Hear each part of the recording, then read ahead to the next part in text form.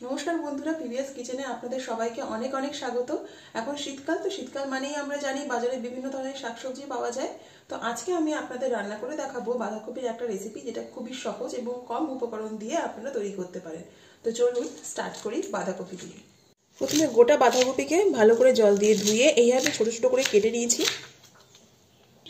বাঁধাকপি কাটা হয়ে গেছে, আর আলুগুলোকে এরকম ছোট ছোট করে কেটে নিয়েছি। এবার ধুয়ে নেব। এরপর একটা কড়াই বসিয়ে দিয়েছি, কড়াই গরম হয়ে গেছে। এর মধ্যে দিয়ে দেবো শুধু 1 চামচ তেল, এর থেকে বেশি দেব না। এর মধ্যে দিয়ে দেবো নুন, হলুদ, আর এটাকে ভালো করে মিক্স করে নেব। এরপর এখানে দিয়ে দেবো আলু, যেটা আগে থেকে আমরা ধুয়ে রেখেছিলাম। ফ্লেমটা এখন হাইয়েই রেখেছি। আলুটা একটু ভালো করে ভাজা হয়ে গেলে এর মধ্যে দিয়ে দেবো বাঁধাকপি। আলুটা ভালো করে ভাজা হয়ে গেছে, এরপর এর মধ্যে দিয়ে দেবো বাঁধাকপি।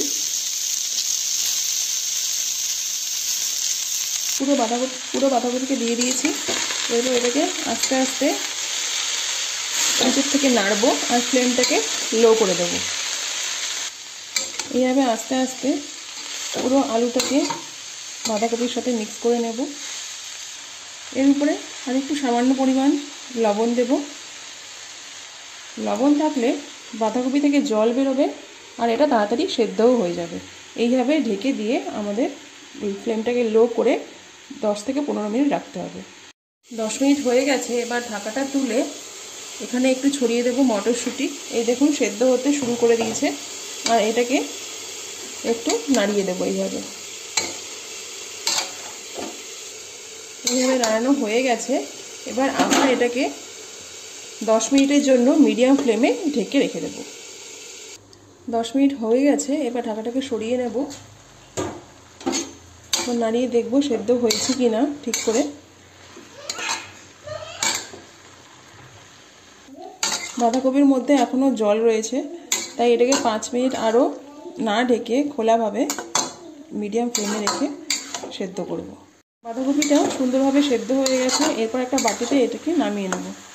এরপর একটা কড়াই নিয়েছি, কড়াই গরম হয়ে গেছে। এর মধ্যে দিয়ে দেবো 2 চামচ মতো তেল, বেশি দেব না।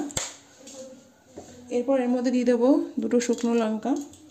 শুকনো লঙ্কাটাকে ভালো করে ভেজে নেব। এরপর এর মধ্যে দিয়ে দেবো 5 ফোড়ন, এটাকেও ভালো করে নেড়ে দেবো। এরপর এর মধ্যে দিয়ে দেবো পেঁয়াজ কুচি। দিয়ে দিলাম পেঁয়াজ কুচি। এর মধ্যে একটু আদা কুচিও দেবো, আদা কুচি, আর সামান্য লঙ্কা দিয়ে দিলাম, কেটে যাওয়া লঙ্কা। এগুলোকে ভালো করে মিডিয়াম ফ্লেমে ফ্রাই করব। এরপর এর মধ্যে দিয়ে দেবো সামান্য পরিমাণ লবণ। যেহেতু বাঁধাকপিতে আমরা লবণ দিয়েছি, তাই লবণের পরিমাণটা কম দিতে হবে। দিয়ে দেবো সামান্য পরিমাণ হলুদ। এগুলোকে সবগুলোকে ভালো করে মিক্স করে নেব। এরপর এর মধ্যে দিয়ে দেবো টমেটো। আমি এখানে 2টো মিডিয়াম সাইজের টমেটো নিয়েছি। সবগুলোকে আবার ভালো করে মিশিয়ে দেবো। ফ্লেমটাকে মিডিয়াম রাখবো, আর টমেটোটাকে হালকা বয়েল করব। দেখুন টমেটোটা বয়েল হয়ে গেছে। এরপর এখানে দেবো 1 চামচ জিরে গুঁড়ো, 1/2 চামচ গরম মশলা পাউডার, 1/2 চামচ রেড চিলি পাউডার। মশলা লেগে যেতে পারে, তাই সামান্য জল দিলাম। এবার এটাকে নাড়ব। ফ্লেম মিডিয়ামেই রেখেছি।